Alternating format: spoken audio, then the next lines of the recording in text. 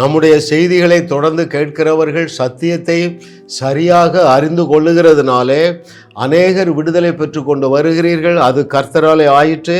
நம்முடைய கண்களுக்கு ஆச்சரியமாக இருக்கிறது. இன்றைக்கு 60வது அவருடைய ஞானத்தின் ஆழங்கள் என்கிற தலைப்பிலே 60வது சத்தியம், பாவத்திலே பிரதான பாவம். பாவங்களிலே பிரதான பாவம் என்ன தெரியுமா? அவிசுவாசம்தான் பாவம். பாருங்கள், ஆகினால இந்த தலைப்பு என்ன சொல்லுகிறது? அத்தனை அலசடிக்கும் அவிசுவாசமே காரணம்.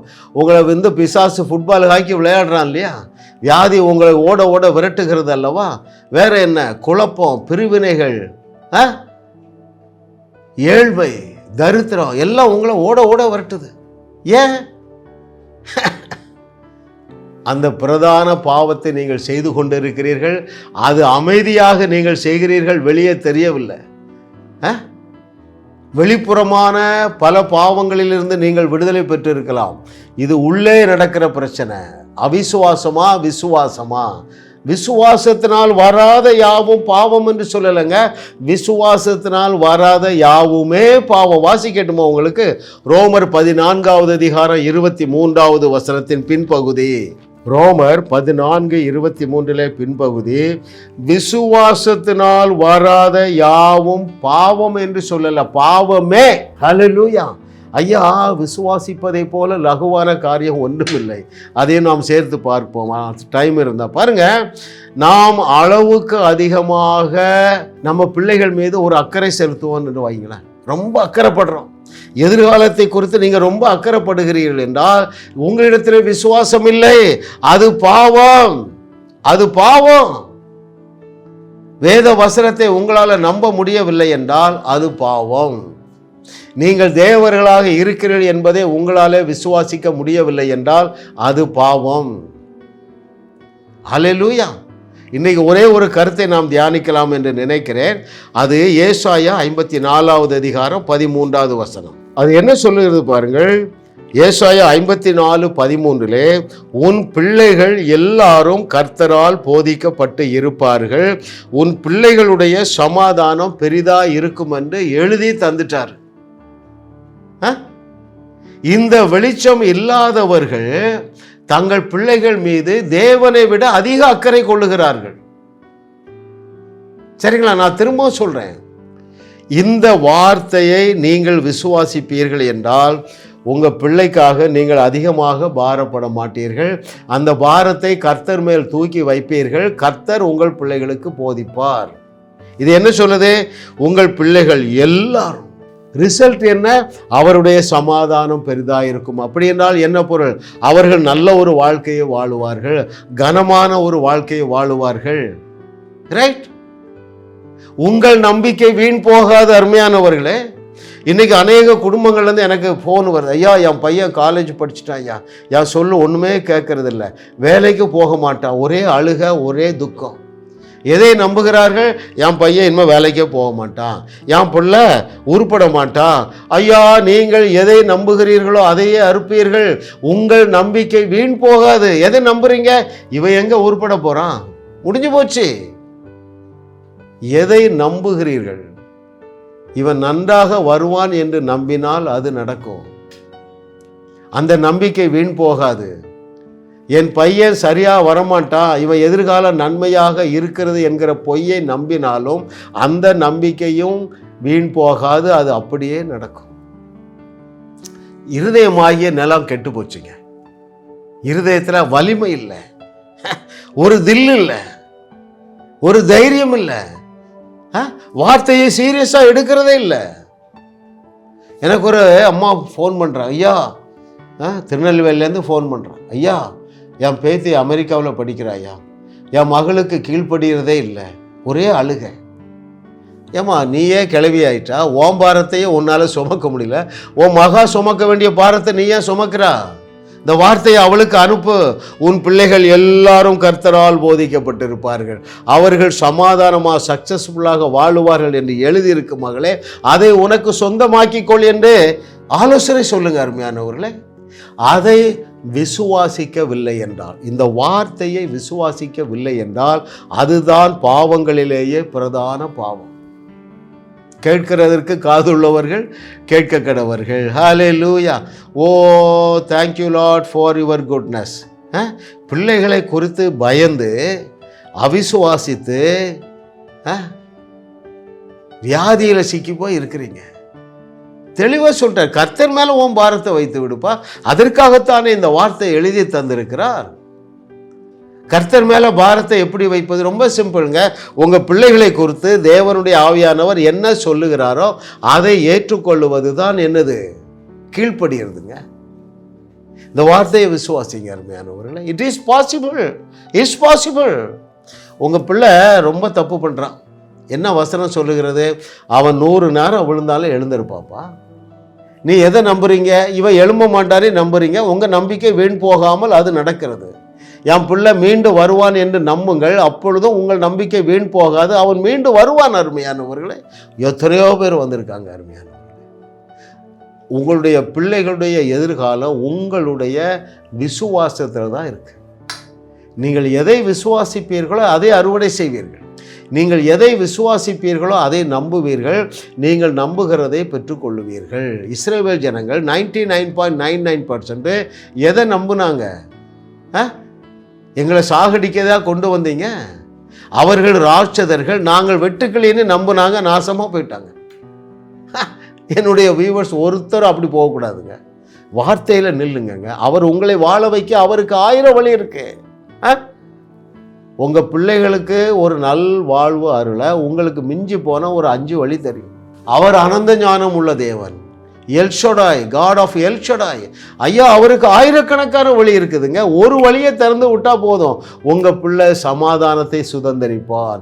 உங்கள் பிள்ளை ஒரு பெஸ்ட் லைஃப் வாழுவான். உங்கள் பிள்ளை இயேசு கிறிஸ்து செய்தவைகளையும் செய்வான், அதை விட பெரிய அற்புதங்களையும் செய்வான். நீங்க விசுவாசிக்க முடிகிறதா? விசுவாசத்தினால் வராத யாவும் பாவமே. Oh thank you lord for your goodness. யோபு புக்கை வாசிக்கவே பயப்படுறீங்க.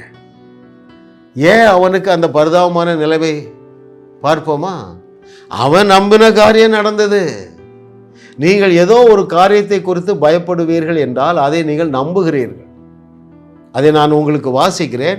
யோபுவின் புஸ்தகம் 3வது அதிகாரம் 25வது வசனம். The book of Job chapter 3 verse 25. நான் பயந்த காரியம் எனக்கு நேரிட்டது, நான் அஞ்சினது எனக்கு வந்தது. கண்டுபிடிச்சா என் பிரச்சனைக்கு கடவுளும் காரணம் அல்ல, பிசாசும் காரணம் அல்ல, சூழ்நிலையும் காரணம் அல்ல, நான் தான் காரணம். நான் என்ன செஞ்சிட்டேன்? பொய்யை நம்பிட்டேன்.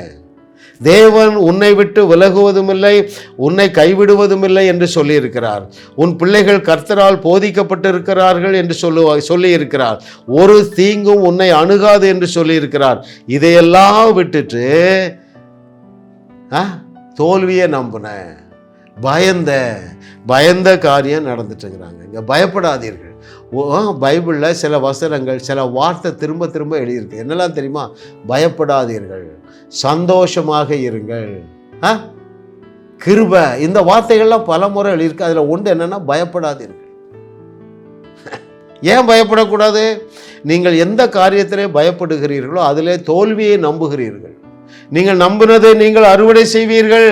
உங்கள் பிள்ளைகளை குறித்து வேத வசனம் என்ன சொல்லுகிறது?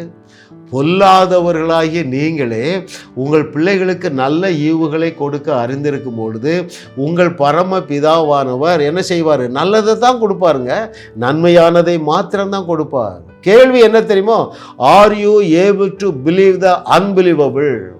நீயும் உன் வீட்டாரும் ரட்சிக்கப்படுவீர்கள். ஆனால் சிச்சுவேஷன் எப்படி இருக்கு? இவனுக்கும் தேவனுக்கும் சம்பந்தமே இல்லை. ஆனால் வசனம் என்ன சொல்லுது? நீ கர்த்தராகிய இயேசு கிறிஸ்துவை விசுவாசி, அப்பொழுது நீயும் உன் வீட்டார் அனைவரும் ரட்சிக்கப்படுவீர்கள் என்று சொன்னீரே. அது யாருக்கு நிறைவேறுகிறது தெரியுமா? இந்த வசனம் இப்படி சொல்லுதுப்பா. நான் போட்டு பாரத்தை சுமக்க மாட்டேன். இன்னைக்கு என் பையன் தவறான வழியில் போகிறான், ஆனால் இந்த வசனம் அவன் வாழ்க்கையில் நிறைவேறும் என்று உன்னாலே நம்ப முடிகிறதா? அதுதான் கேள்வி. அருமையானவர்களே, hallelujah. Oh thank you lord for your goodness. கர்த்தர் நல்லவர், நல்லவர், நல்லவர். உங்களுடைய பிள்ளைகளுக்கு நீங்கள் ஃப்ரெண்டாக ஆயிடுங்க. புறம்பை கையாளுவதெல்லாம் பழைய ஏற்பாடுங்க. அன்புதான் ஒருவனை சீர்படுத்தும். அவனோடு விளையாடுங்கள், அவனோடு ஷாப்பிங் போங்க, அவனோடு பீச்சுக்கு போங்க. ஒரு நாளைக்கு நேரம் இருந்தால் 1 மணி நேரமாவது உங்கள் பிள்ளையோடு நேரத்தை செலவழிங்க. ஈகோவை விட்டு வெளியே வாங்க. நான் பெத்த பிள்ளைடா, அந்த ஈகோலாம் விட்டு வெளியே வாங்கங்க. உங்கள் பிள்ளைகளை காப்பாற்றவே முடியாத அருமையானவர்களே. அவன் நண்பர்களை தேடி போவதற்கு இப்பொழுது எப்பொழுதும் இல்லாத அளவுக்கு வாய்ப்பு இருக்குது. எப்பொழுதும் மொபைலில் நேரத்தை செலவழிக்கிறான். ஏன் தெரியுமா?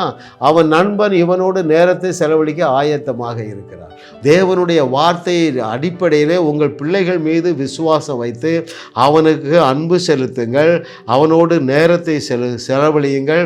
அவனுக்கு பெரிய பெரிய ஆசீர்வாதத்தை சொல்லுங்க, தைரியமாக பெரிய ஆசீர்வாதத்தை சொல்லுங்க. நான் அந்த பிள்ளைகிட்ட அப்படி தான் சொன்னேன். ஏம்மா நீ அங்கே சிஎம்சி வெள்ளூரில் உனக்கு கவர்மெண்ட் கோட்டா கிடைக்கும் என்று சொன்னேன். நான் இப்போ பொதுவாக பிள்ளைகள்கிட்ட என்ன சொல்கிறேன் தெரியுமா? ஏன் அவருடைய பெற்றோர்கள் சத்தியத்தை சரியாக அறிகிறார்கள்.